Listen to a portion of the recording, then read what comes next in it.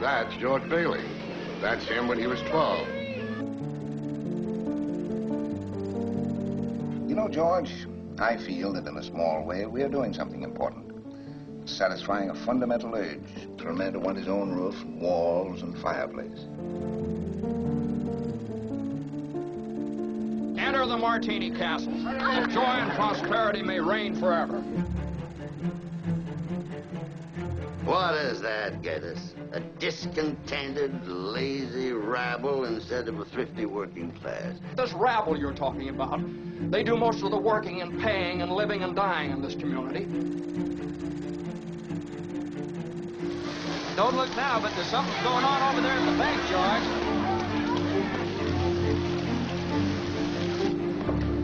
I beg of you not to do this thing. If Potter gets a hold of this building and alone, there'll never be another decent house built in this town. Those are not the people who should be asked to pay for this bailout. All or most of you engaged in the activities that actually created this crisis. Bank of America is too big to fail. So what you're saying is those 14 are too big to fail? I don't think, Senator, I want to use those words, but... Have you put any real pressure on these people of yours to pay those mortgages? Times are bad, Mr. Potter. A lot of these people are out of work. Well, foreclosed. I can't do that. These families have children. Not my children. Big cities across the country are seeing a big jump in the number of people losing their homes.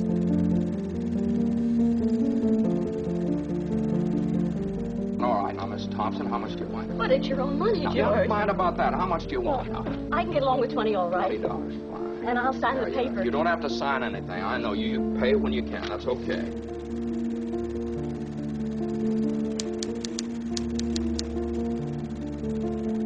Millions and millions of dollars paid out in bonuses by the insurance giant AIG. The 20 largest bailed out banks received $283 billion in taxpayer money, and the executives running those 20 troubled banks still received enormous paychecks.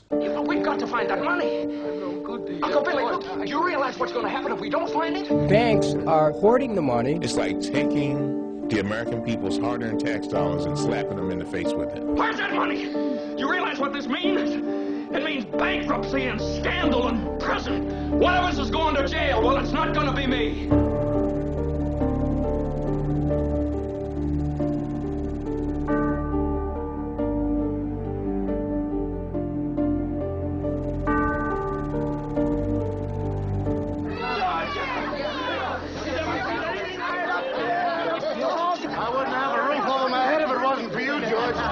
I turned to the person I've done business with for several years, and he's no problem. That person was CEO of a community bank. Banks like his have funds to loan, even while the larger banks have slowed or even stopped their lending. I don't have one single penny in any of your banks, not one, because I don't want my money put into CDOs and credit default swaps and making humongous bonuses.